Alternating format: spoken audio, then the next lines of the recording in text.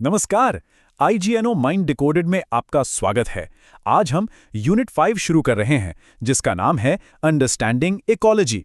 ये एक बहुत ही इंटरेस्टिंग और ज़रूरी टॉपिक है, तो चलिए इसे एकदम आसान भाषा में समझने की कोशिश करते हैं। चलिए शुरुआत एक सवाल से करते हैं। हमारे घर की पढ़ाई से क्या मतलब हो सकता है? यही सवाल असल में इकोलॉजी का पूरा सार है। तो देखिए, ये जो शब्द है ना, इकोलॉजी, ये खुद ही अपनी कहानी बताता है। ये दो ग्रीक शब्दों से बना है।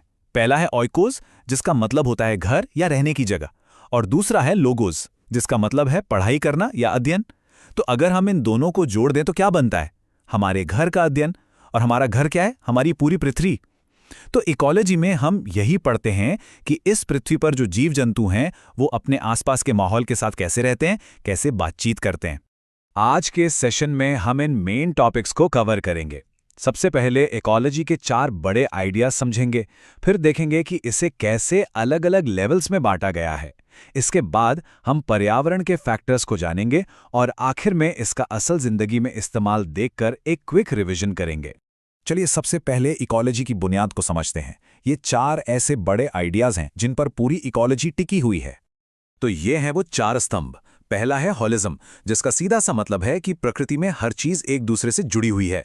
दूसरा है इकोसिस्टम, मतलब वो जगह जहां जिंदा चीजें जैसे पेड़ पौधे और बेजान चीजें जैसे पानी मिट्टी एक दूसरे पर निर्भर होते हैं।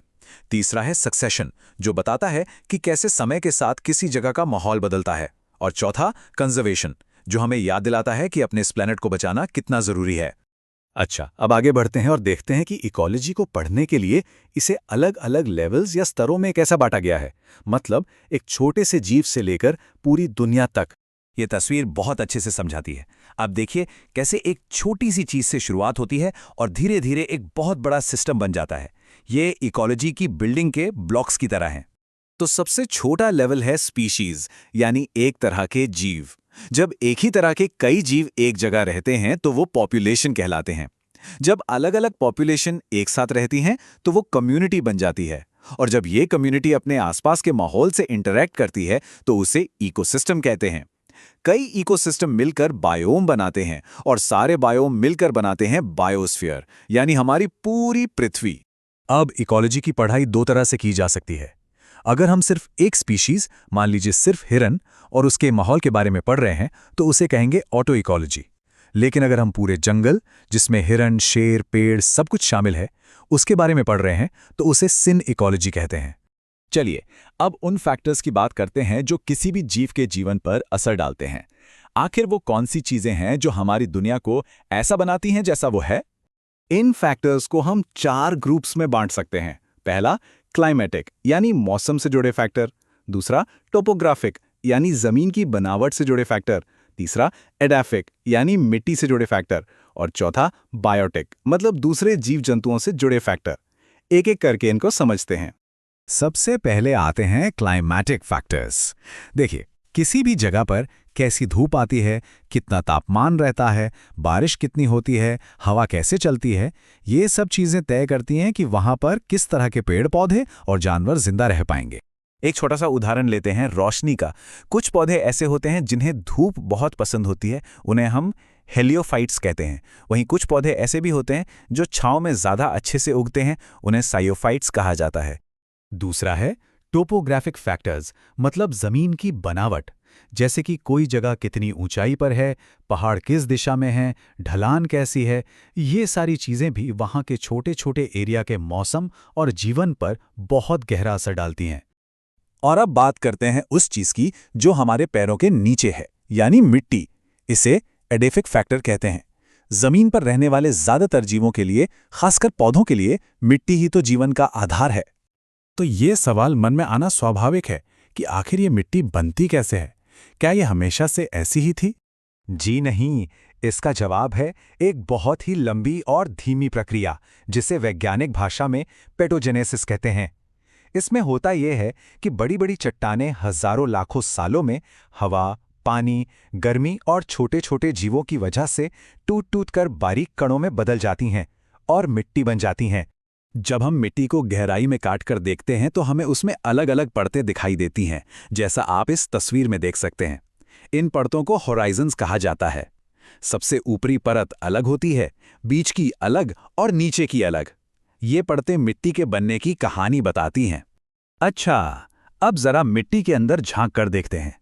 मिट्टी सिर्फ मिट्टी नहीं होती, ये अलग अलग साइज के कणों मतलब पार्टिकल्स से बनी होती है।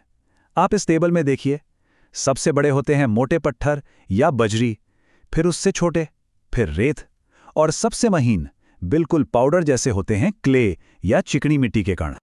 और इन्हीं अलग अलग साइज के कणों का जो मिक्सचर होता है वही मिट्टी का टेक्सचर या बनावट तय करता है। जैसे अगर रेत ज्यादा है तो रेतीली मिट्टी होगी, अगर रेत और चिकनी मिट्टी लगभग बराबर हैं तो वो सबसे अच्छी दोमट मिट्टी कहलाती है। और यही टेक्सचर तय करता है कि मिट्टी में पानी और पोषक तत्व कितनी देर तक टिकेंगे। तो हमने जो भी थ्योरी पढ़ी उसका असल जिंदगी में क्या काम है? भाई बहुत काम है। चलिए देखते हैं कि इस ज्ञान को हम असल में इस्तेमाल कैसे करते हैं। इसी को कहते हैं अप्लाइड इकोलॉजी। जब हम जंगलों को बचाने की बात करते हैं, प्रदूषण को कम करने के तरीके ढूंढते हैं, या फिर खेती में कीड़ों को कैसे कंट्रोल करें, इन सब चीजों में इकोलॉजी की समझ ही तो काम आती है। ये हमें अपनी दुनिया की समस्याओं को सुलझाने के लिए प्रैक्टिकल तरीके देती है। चलिए अब फटाफट से एक बार दोहरा लेते हैं कि आज हमने क्या क्या सीखा। रिवीजन के लिए ये पॉइंट्स बहुत जरूरी हैं। तो सबसे पहली बात, इकोलॉजी जीवों और उनके पर्यावरण के बीच के रिश्ते की पढ़ाई है। इसके 4 मुख्य सिद्धांत हैं: होलिज्म, इकोसिस्टम, सक्सेशन और कंजर्वेशन। हमने ये भी देखा कि इकोलॉजी में स्पीशीज से लेकर बायोस्फीयर तक अलग अलग लेवल्स होते हैं और जीवन पर 4 तरह के फैक्टर असर डालते हैं: क्लाइमैटिक, टोपोग्राफिक, एडेफिक और बायोटिक। और हाँ, मिट्टी एक बहुत कॉम्प्लेक्स सिस्टम है जिसकी अपनी परतें और बनावट होती है। तो आज की इस पूरी बातचीत के बाद एक सवाल हमारे सामने खड़ा होता है। अब जब हम जानते हैं कि प्रकृति में हर चीज कितनी बारीकी से एक दूसरे से जुड़ी है, तो हम इंसान अपने घर यानी इस धरती पर अपने असर को और बेहतर तरीके से कैसे मैनेज कर सकते हैं? सोचेगा जरूर। For more clear explanations and daily IGNU videos, subscribe to IGNU Mind Decoded.